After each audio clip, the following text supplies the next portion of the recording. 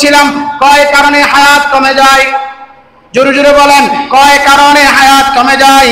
3 কারণে হায়াত কমে যায়। কবিরা গুনাহের কারণে হায়াত কমে যায়, মা বাবার নাফরমানি করার কারণে হায়াত কমে যায়, চুরি এবং ডাকাইতি করার কারণে হায়াত কমে যায়। মনে থাকবে তো ইনশাআল্লাহ? এইবার আসেন ভাই, আমরা চুরি চামারি করি না, চুরি যারা করে সেদের কোয়ালিটি ভিন্ন, ডাকাইতি যারা করে এদের কোয়ালিটি ভিন্ন, কিন্তু আমরা গুনাহে কবিরা করি, আমরা মা বাবার নাফরমানি করি।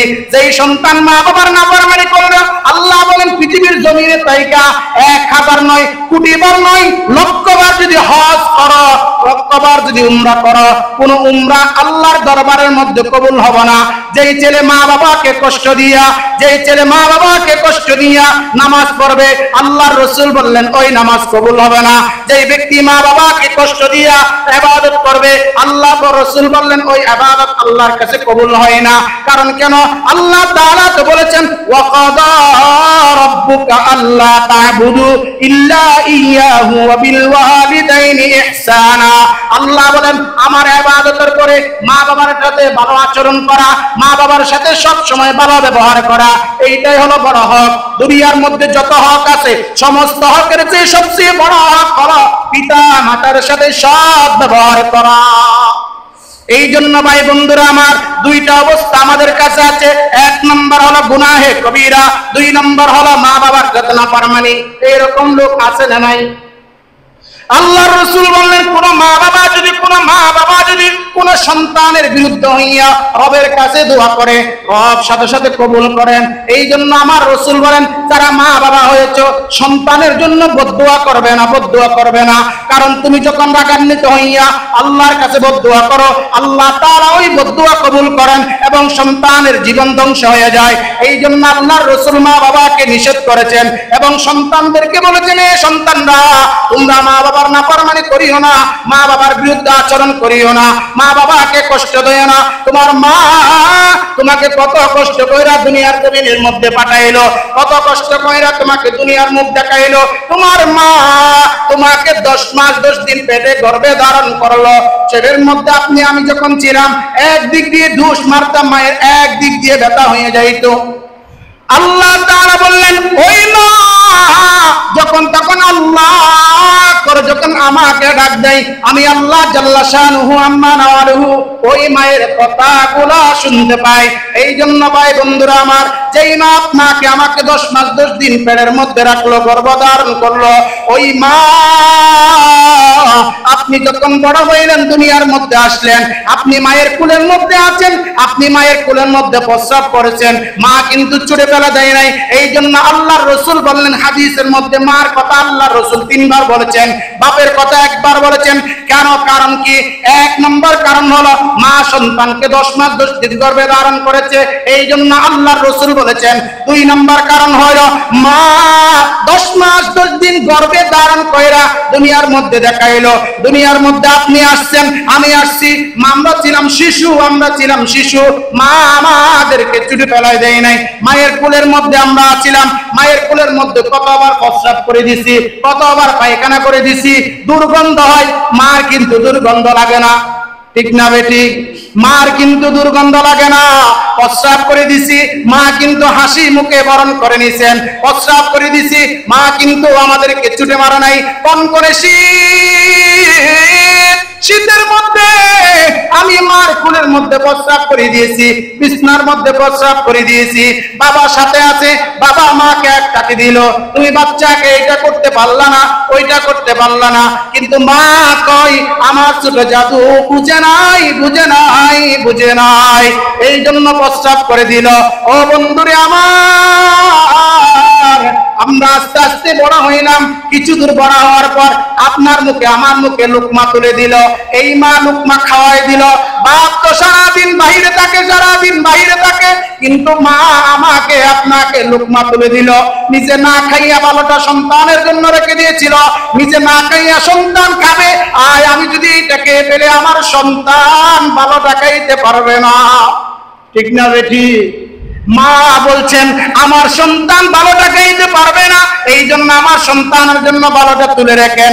বাবাকেও দেয় না, বড় সন্তান থাকলে তাকেও দেয় না, বড় মেয়ে থাকলে তাকেও দেয় না, ছোট ছেলের জন্য রেখে দেয়। কারণ আমার ছোট ছেলের সন্তান শিশু, এই আমি যদি কে পেলে আমার সন্তান খাবে কি?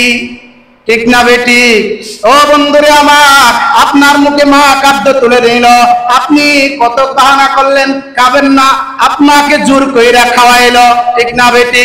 এই খাওয়াইতে খাওয়াইতে মা আপনাকে বড় করলো, আর আপনি যখন বড় হইলেন মায়ের দিলের মধ্যে আঘাত দিলেন। আপনি যখন বড় হইলেন মায়ের দিলে আঘাত দিলেন, আপনাকে মা বড় করলো, সুন্দর এক জায়গায় বিয়ে দিল, ভালো বিবি থেকে বিয়ে করাইলো, এই বিবির কথা শুই না মাকে কষ্ট দেন। আপনি কেমন সন্তান? আমি কেমন সন্তান যে আমার বিবির কারণে মা কষ্ট পাই? আল্লাহর রাসূলের এক সাহাবী, ওই সাহাবীর নাম হলো আলকামা। নাম কি? আলকামা।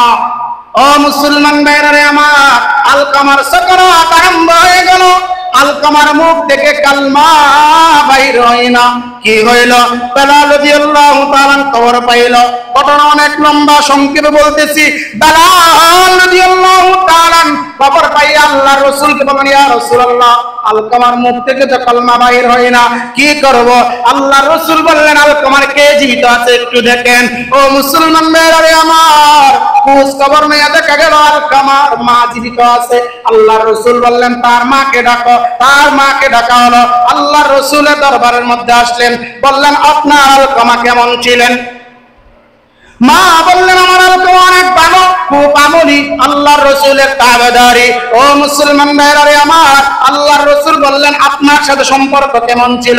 তখন মা বললেন, ইয়া রাসূলুল্লাহ, ইয়া হাবিবাল্লাহ, তার সাথে আমার সাথে ভালো সম্পর্ক নাই, কারণ তিনি তার বিবিকে আমার উপরে প্রাধান্য দেয়, আমার উপরে প্রাধান্য দেয়, আমার উপরে প্রাধান্য দিয়া সে আজীবন বিবির কথা মতো চলছে, আমার কথা শুনে নাই, এই জন্য আমি তার প্রতি অসন্তুষ্ট। আল্লাহর রাসূল বেলালকে বললেন, বেলাল, আলকামাকে আমরা পুড়াইয়া দেব, আলকামাকে ছারখার করে দেব, আলকামাকে পৃথিবীর জমিনে আর রাখবো না। ও মুসলমান ভাইরা আমার, মা কেমন দয়ার মা!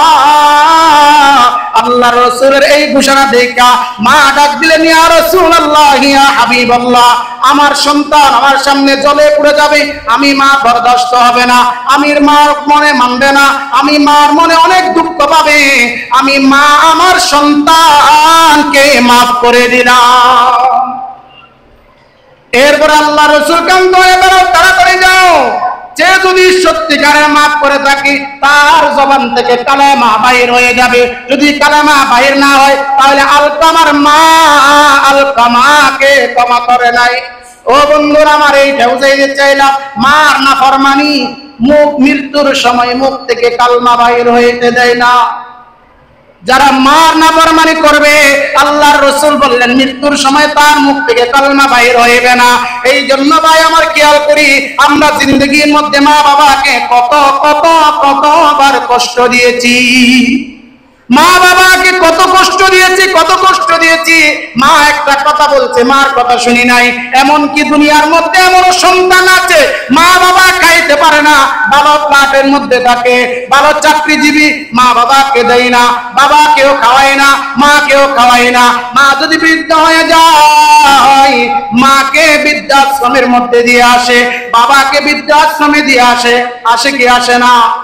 এই জন্য মুসলমান ভাই আমার, আল্লাহর রাসূল সাল্লাল্লাহু আলাইহি ওয়াসাল্লাম বলেন, যেই ব্যক্তির প্রতি মা অসন্তুষ্ট, ওই ব্যক্তির প্রতি আল্লাহ তাআলা সন্তুষ্ট।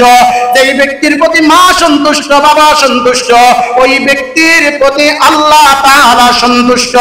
এই জন্য আমার রাসূল বললেন, রিদার রাব্বি ফি রিদাল ওয়ালিদাইন ওয়া সাখাতার রাব্বি ফি সাখাতাল ওয়ালিদাইন।